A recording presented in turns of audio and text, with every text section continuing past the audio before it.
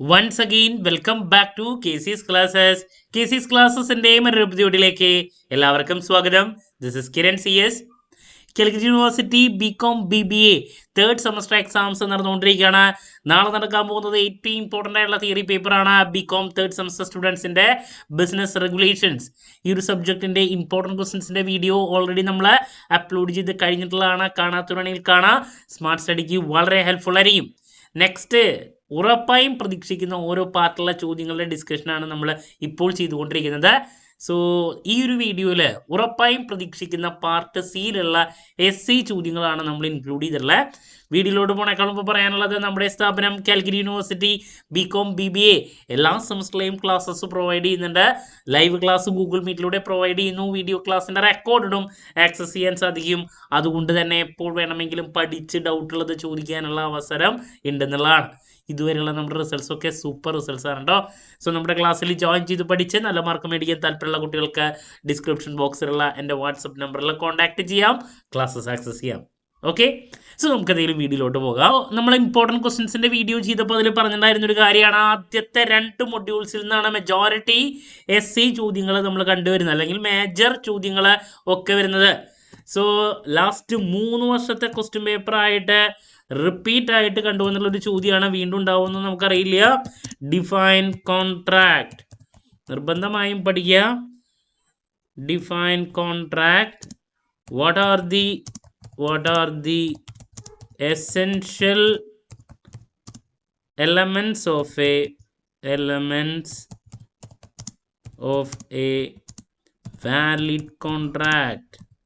Last 3 വർഷത്തെ question പേപ്പറിൽ repeat ആയിട്ട് വന്നിട്ടുള്ള ഒരേ ഒരു SC ഇതാണ്. വീണ്ടും ഉണ്ടാവുമെന്ന് അറിയില്ല കേട്ടോ. ഞാൻ കഴിഞ്ഞ പ്രാവശ്യത്തെ എക്സാമിൻ്റെ സമയത്തും പറഞ്ഞിട്ടുണ്ടായിരുന്നു ഇത് റിപ്പീറ്റാണ്, ഉണ്ടാവുമെന്ന് അറിയില്ല, 2 വർഷം വന്നതുകൊണ്ട്. ഇപ്രാവശ്യവും വീണ്ടും പറയണു, പ്രതീക്ഷിക്കാം. ലാസ്റ്റ് 3 years ആയിട്ട് ഇത് വരാറുണ്ട്. ദെൻ മറ്റൊരു question, what do you mean by same chapter, what do you mean by breach of contract. ഇത് റിപ്പീറ്റാണ്. ബ്രീച്ച് ഓഫ് കോൺട്രാക്ട് നിർബന്ധമായും പഠിക്കണം. Explain the remedies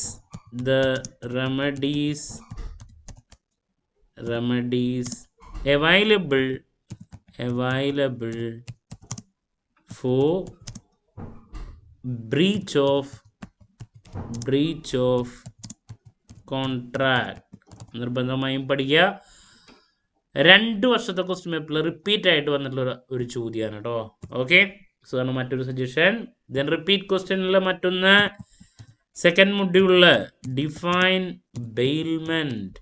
repeat question ആണ്. റിപ്പീറ്റ് ആയിട്ട് എല്ലാ പേപ്പറിലും ഇതും കാണാം. Define bailment.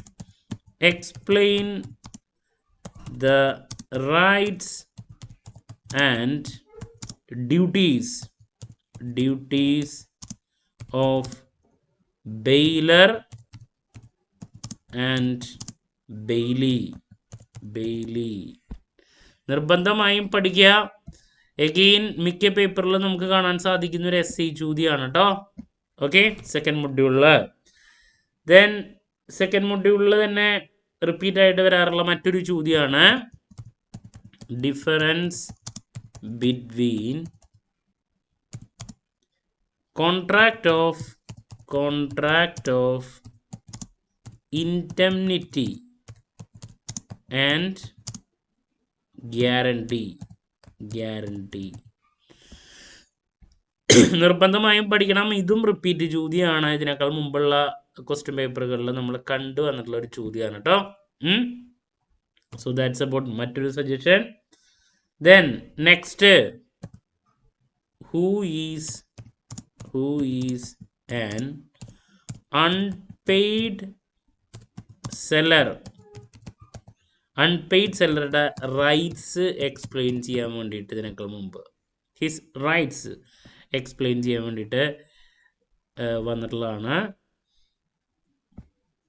അതാണ് മറ്റൊരു സജഷൻ. നിർബന്ധമായും പഠിക്കുക കേട്ടോ. ദെൻ കഴിഞ്ഞ പ്രാവശ്യം വന്നിട്ടുണ്ടായിരുന്ന മറ്റൊരു SC ചോദ്യം, what is A mistake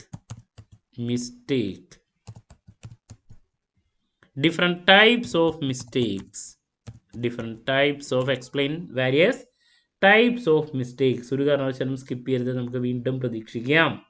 okay, then next,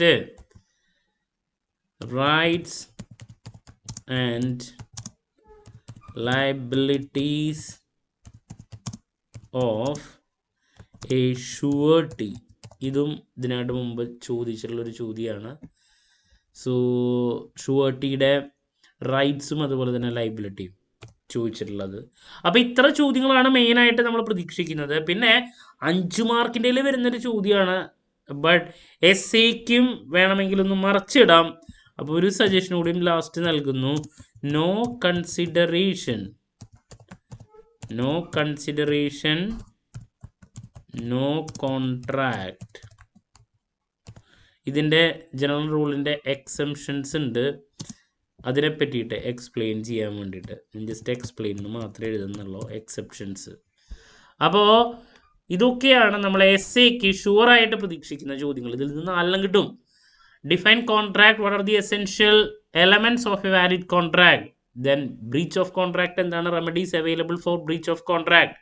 bailment എന്താണ്, rights and rights duties of bailor and bailee, contract of indemnity and guarantee.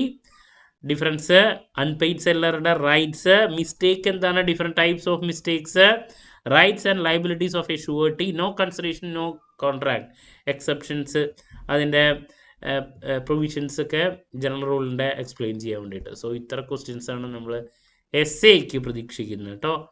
Clarity കിട്ടിയെന്ന് പ്രതീക്ഷിക്കുന്നു. നെക്സ്റ്റ് ഉറപ്പായും പ്രതീക്ഷിക്കുന്ന 2 മാർക്സും 5 മാർക്സ് ചോദ്യങ്ങളുടെ ഡിസ്കഷനും പിന്നെ ലാസ്റ്റ് ഡേ എക്സാമിനേഷൻ ടിപ്സുമായി എത്രയും പെട്ടെന്ന് തന്നെ നിങ്ങളുടെ മുമ്പിൽ എത്താമെന്നുള്ള പ്രതീക്ഷയോടെ നിർത്തുന്നു.